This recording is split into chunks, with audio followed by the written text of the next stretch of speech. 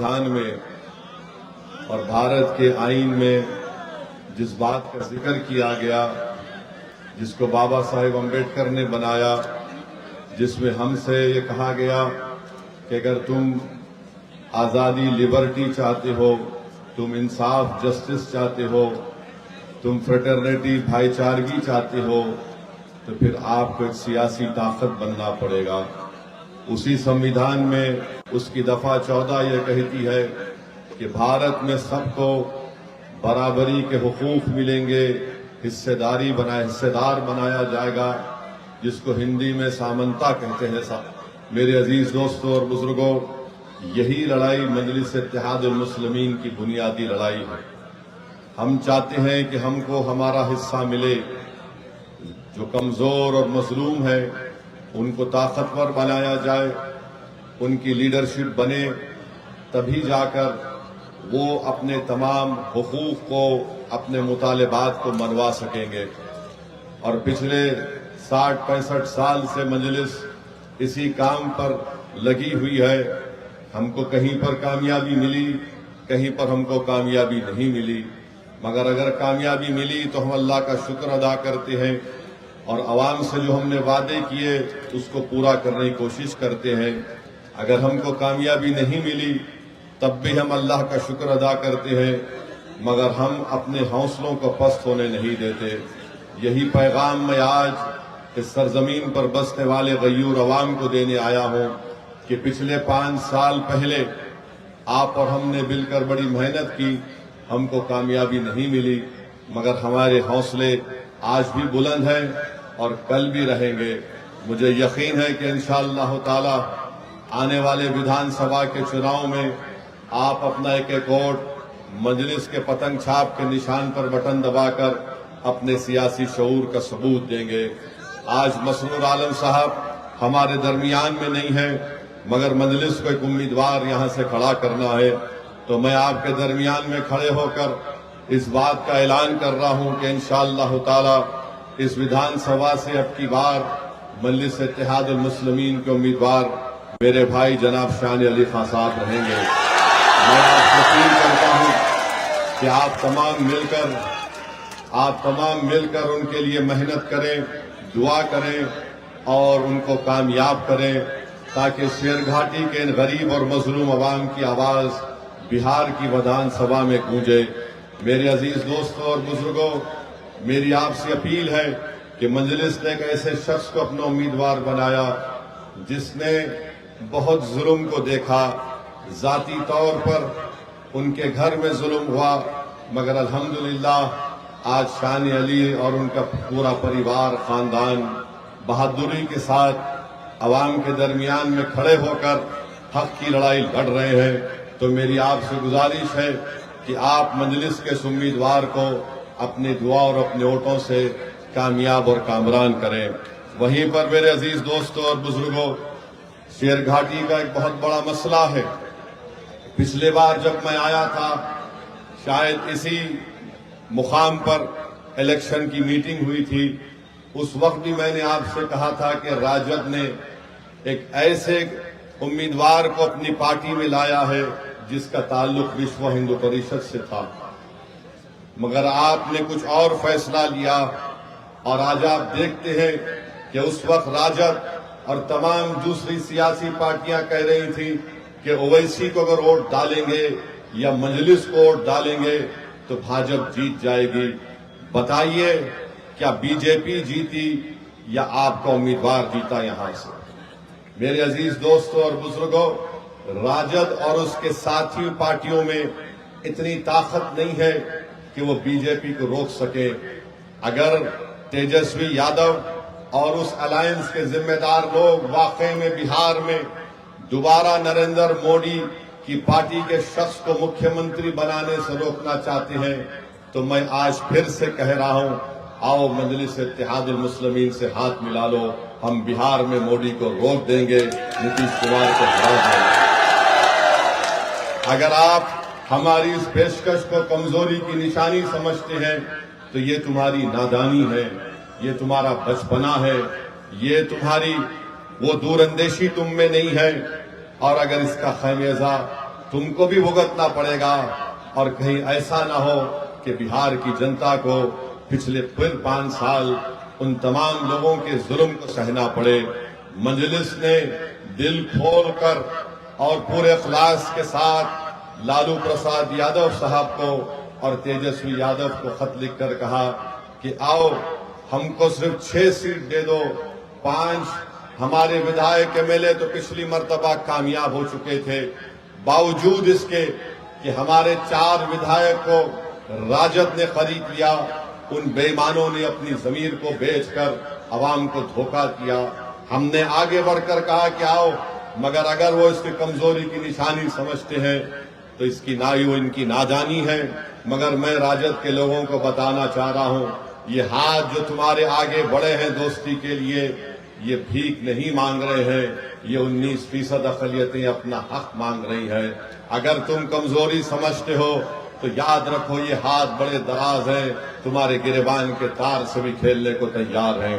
मेरे अजीज दोस्तों और बुजुर्गों, शेरघाटी में सबसे बड़ा मसला है, जिला यहाँ पर बनना चाहिए। 4 विधानसभा यहाँ पर है। राजद के आपके विधायक को आपने कामयाब किया। नीतीश कुमार मुख्यमंत्री हैं, 20 साल से मुख्यमंत्री हैं, मगर शेरघाटी की जनता चाहती है कि यहाँ पर इसको जिला बनाया जाए, उसको नहीं बना सके। यहाँ के नौजवान के पास कोई नौकरी नहीं है। नीतीश कुमार ने, मोदी ने यहाँ के नौजवानों को, बल्कि बिहार के नौजवानों को इनकी बेरोजगारी, उनका मुकद्दर बना दिया। आज आप देखते हैं कि पलायन होता है। हर नौजवान 17-18 साल का होता है तो उसको अपना घर छोड़कर हिंदुस्तान के कोने कोने में जाना पड़ता है ताकि गरीबी और मुफलिसी का इसका परिवार या वो खुद शिकार ना हो जाए।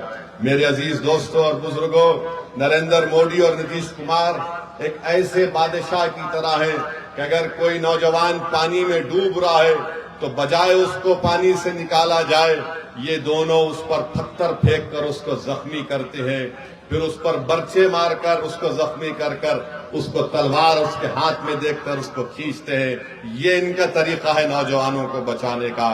यहाँ पर अस्पताल भी नहीं है, यहाँ पर एक अस्पताल भी नहीं है। मुझे यकीन है कि इंशाअल्लाह ताला अगर आप जनाब शान अली खां को यहाँ से अपना विधायक बनाएंगे तो यकीनन किसानों से भी इंसाफ होगा। यहाँ पर एक बड़ा अस्पताल बनेगा। और मैं आपसे वादा कर रहा हूँ, आपसे वादा कर रहा हूं कि मजलिस आपसे वादा कर रही है कि आप यहां से अपने विधायक को कामयाब करिए। शान अली खां को एक 17 आवाज हॉस्टल बनाया जाएगा अक़लियती बच्चों के लिए। मेरे अजीज दोस्तों और बुजुर्गों, मैं जानता हूं यहां पर माफिया भी है, और एक माफिया है लाल पानी का, शराब का एक माफिया है, बालू माफिया है, और एक सियासी माफिया है। ये सियासी माफिया सबसे ज्यादा मुज़ीर है। ये सियासी माफिया शेरघाटी के गयूर अवाम को और बिलखुसूस हमारे नौजवानों को समझता है कि इनकी कोई हैसियत नहीं है। इनकी हैसियत इतनी है कि इनसे वोट लो और इनको भूल जाओ। मैं उस सियासी माफिया से कह रहा हूं कि इंशाअल्लाह ताला अब की बार शेरघाटी का नौजवान, अब की बार शेरघाटी की हमारी माँ और बहनें, अब की बार हमारी शेरघाटी की बुजुर्ग तुम्हारी दुकान को बंद करके उसको ताला लगाकर उसको पानी में फेंक देंगे, नदी में, क्योंकि ये सियासी माफिया आपको हमेशा इस्तेमाल करता है और इलेक्शन के बाद आप तमाम को भूल कर चले जाते हैं। आज वक्त आया है कि हम विधानसभा के चुनाव में इस सियासी माफिया को पतंग छाप के निशान पर बटन दबाकर आप मजलिस इत्तेहादुल मुस्लिमीन को कामयाब करिए। बीजेपी को और नीतीश कुमार को रोकना है, हर तरीके से रोकना है, जमहूरी तरीके से। क्या आप इस बात को सच नहीं मानते कि आज रिश्वत का बाजार बहुत गर्म है, भ्रष्टाचार इतना गर्म है कि शेरघाटी में जनता कहती है कि गवर्नमेंट का दफ्तर यानी रिश्वत का सेंटर बन चुका है। अगर कोई म्यूटेशन कराने जाता है तो उसको कम से कम 1600 रुपए से 3000 देना पड़ता है। रजिस्ट्री कराने जाता है तो उसको 3000 रुपये लगते, वरना जांच हो जाती है। आवास योजना चाहिए, रिश्वत दो। पेंशन चाहिए, रुश्वत दो। इसके बावजूद भी नरेंद्र मोदी दिल्ली में बैठकर बोलते हैं ना मैं खाऊंगा ना खाने दूंगा, मगर बिहार में जो कुछ हो रहा है मेरे कान को नहीं सुनाई देता, मेरे आंख को दिखाई नहीं देता। ये रुश्वत का बाजार पूरा गर्म है बिहार में। 20 साल सत्ता में रहने के बावजूद नीतीश कुमार की कमजोर और बकवास सरकार 20 साल के बाद आज कह रही है कि हम 10,000 रुपये महिला के अकाउंट में डालेंगे। आपको मालूम शेर घाटी में ये जो करप्शन गवर्नमेंट के दफ्तर में होता है, कम से कम एक दिन का करप्शन 15 से 20 लाख रुपए का होता है। अब 5 साल में, एक साल में 365 दिन, हिसाब लगा लो आप। एक दिन 10 से 15 लाख की रिश्वत ली जाती है और 5 साल के बाद, बल्कि 20 साल की सत्ता के बाद नीतीश कुमार नरेंद्र मोदी के कहते हैं कि भाइयों बहनों हमने 5 साल दबा के लूटा, अब आपको 10,000 रुपये देते हैं वापस। ये इनका मकसद है। और फिर आप जानते हैं कि शेर घाटी में क्या क्या नहीं हो रहा है, बल्कि आपको एक लिस्ट बनाकर लाया हूं मैं। यहां पर आप देखते हैं कि अक्टूबर 2025 में एक 24 साला दीपक को गोली मारकर नया बाजार रजिस्ट्री ऑफिस में हत्या कर दी गई। सिर्फ 30 मीटर दूर पुलिस स्टेशन था और हजरत पुलिस आराम से सो रही थी। हजरत पुलिस आराम से सो रही थी और ये बेचारा 24 साला दीपक को गोली मारकर हत्या कर दी। और बाद में हत्या करने वाले उसी के रिश्तेदार ने हजरत पुलिस को जाकर कहा कि भैया हम आ गए, हमको गिरफ्तार कर दीजिए। फिर उसके बाद आइए आप जुलाई 2025 में एक रिटायर्ड डॉक्टर तपेश्वर सिंह को स्कूटर मोटरसाइकिल पर जाने वाले लोगों ने गोली मार दी। मालूम हुआ कि प्रॉपर्टी का, जायदाद का झगड़ा था, नीतीश कुमार को खबर नहीं। फिर जनवरी 2025 में रमा कॉलोनी शेरघाटी में बम ब्लास्ट हुआ, बम बनाते हुए लोगों को, इसका किसी को हजरत पुलिस को पता नहीं। फिर एक 6 साल की बच्ची 2024 में उसको किडनैप किया गया, उससे बदसलूकी की गई उस बच्ची को, और मुरहार नदी में उचिरवन गांव में उसकी लाश मिली। बताइए क्या हो रहा है। फिर आप देखिए बम बना रहे थे 2025 में काशनार गांव में 60 बम बना रहे थे। ये क्या कर रही है यहाँ की सरकार। और फिर सैलाब आता है, जैसा कि 2025 के मानसून में गोपालपुर, पलहाट, कुबड़ी में पूरा गांव पानी में डूब चुका है, कलवट बह चुके हैं, यहां पर लोग जा नहीं सकते। ये हाल शेर घाटी का है मेरे अजीज दोस्तों और बुजुर्गों। जीटी रोड और अंदर के गांव जो है शेरघाटी ब्लॉक में रोड ही नहीं है। फिर आप अस्पताल माशाल्लाह जितना बोले उसके बारे में कम है। लॉ एंड ऑर्डर का जिक्र कर दिया और हर चीज में आप देखते हैं कि किसानों का, उनकी फसल का नुकसान हो रहा है, इसका कोई पैमाना नहीं है। मेरे अजीज दोस्तों और बुजुर्गों, ये हाल आपकी विधानसभा का है। अब आप अंदाजा लगाइए पूरे बिहार में क्या हो रहा होगा। इसके बावजूद भी अगर हम नीतीश कुमार और बीजेपी को नहीं रोकेंगे तो इसका सबसे बड़ा नुकसान बिहार की जनता को होगा, सेकुलरिज्म को होगा, हमारे संविधान को होगा। और मेरे अजीज दोस्तों और बुजुर्गों, सबसे शर्मनाक हरकत हमारे भारत के सुप्रीम कोर्ट में हुई कि एक शख्स जिसका नाम रोशन राकेश किशोर था, इसने चीफ जस्टिस के इजलास में कोर्ट नंबर 1 में चीफ जस्टिस के सामने जूता उतार कर फेंक दिया उसके कोर्ट में। इसका नाम क्या था? राकेश किशोर। हमारे भारत की सबसे बड़ी कोर्ट, सुप्रीम कोर्ट के जज जो है वो दूसरे दलित जज हैं। मैं हमारे दलित भाइयों को पैगाम देना चाह रहा हूं, हमारे अंबेडकरवादी आइडियोलॉजी को मानने वालों को पैगाम दे रहा हूं, जो बाबा साहेब अंबेडकर को मानते हैं उनको पैगाम दे रहा हूं, उन भारत के नागरिकों को जो संविधान को मानते हैं उनको पैगाम दे रहा हूं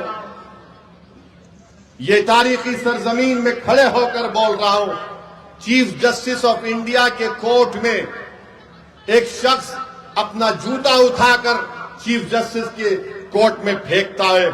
मेरे भाई आप बताइए क्या हो रहा है? और जब उस शख्स ने नारा क्या लगाया, सुप्रीम कोर्ट के चीफ जस्टिस के इजलास में नारा क्या लगाया कि सनातन धर्म का अपमान नहीं सहेगा हिंदुस्तान।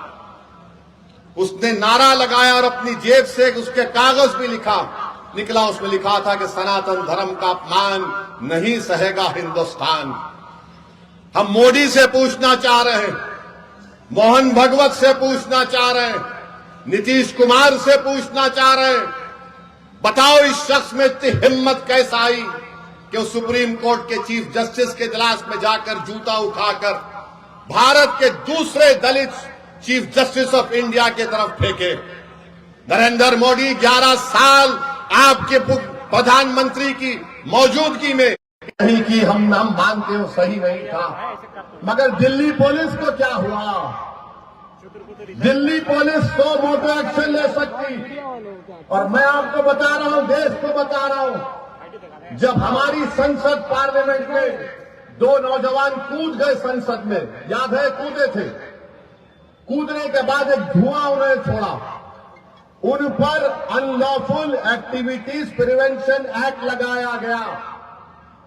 भारत के प्रधानमंत्री, दिल्ली की पुलिस आपके मातहत आती है और आप खाली एक बयान दे दिए, ये बहुत गलत हुआ। अरे आपको तो ये करना चाहिए था कि आप उस शख्स पर जिसका नाम राकेश किशोर है उस पर यूएपीए लगाते। यूएपीए लगाते, पुलिस खुद से कंप्लेन कर सकती है। अगर उसका नाम राकेश किशोर नहीं होता, उसका नाम असद होता, क्या करते पुलिस? बीजेपी वाले उसको बोलते उठाओ, कनेक्शन मां से है, पड़ोसी मुल्क से आया, आईएसआई, आईसिस, क्या क्या खोलते थे।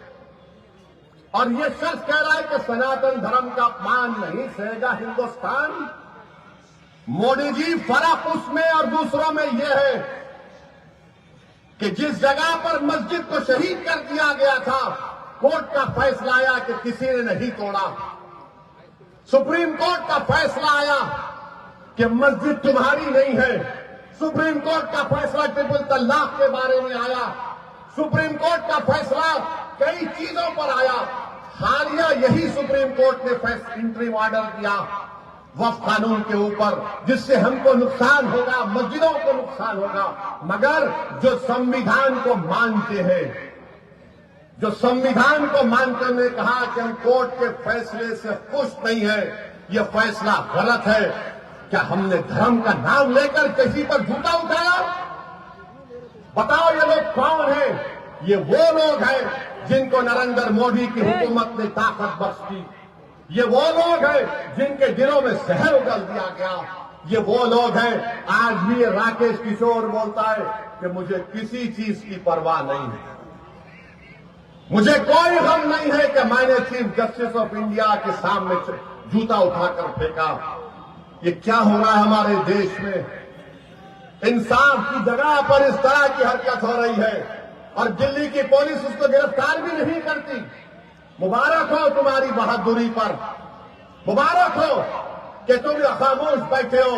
अरे अगर चीफ जस्टिस कंप्लेन नहीं करते तो तुम तो एक्शन ले सकते थे, लेकर जाते हो उसको। उत्तर प्रदेश में बच्चों को पकड़ा जाता है, पीटा जाता है और पुलिस की गाड़ी से उतारकर उनको बोलते हैं कि कान पकड़कर माफी मांगो, क्योंकि उसका नाम राकेश किशोर है।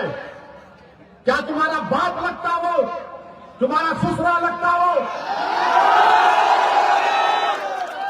कि तुम उस पर केस नहीं बुक करते? और कोई पोस्टर उठाता है तो 1300 लोगों पे केस बुक हो जाता है, 40 गिरफ्तार हो जाते हैं। सुप्रीम कोर्ट के चीफ जस्टिस के कोर्ट में जूता फेंकता है और ये लोग कोई केस रजिस्टर नहीं करते, पकड़ना तो दूर की बात। ये इंसाफ है, ये हमारे मुल्क का माहौल है, जिस देश के लिए हमने और आपने क्या क्या हमारे बुजुर्गों ने कुर्बानियां दी। दलितों को रुसवा करने की कोशिशें की जाती हैं, हम दलित भाइयों से कह रहे हैं कि पहचानो इन लोगों को। बीजेपी तुम्हारी दोस्त नहीं बन सकती, मोदी तुम्हारा हमदर्द नहीं बन सकता। भारत की तारीख का दूसरा दलित चीफ जस्टिस ऑफ इंडिया है। ये चीफ जस्टिस ऑफ इंडिया के वालिद जो थे, उनके वालिद जब बाबा साहेब अम्बेडकर ने हिंदुइज्म को छोड़कर नागपुर में बौद्ध मजहब को इख्तियार किया तो इनके वालिद साथ थे बाबा साहेब अम्बेडकर के। मेरे भाई, ये हालात है वतन अजीज के। मैं आपसे अपील कर रहा हूं कि आप मुत्तहिदा तौर पर अपने के कोर्ट का इस्तेमाल करिए।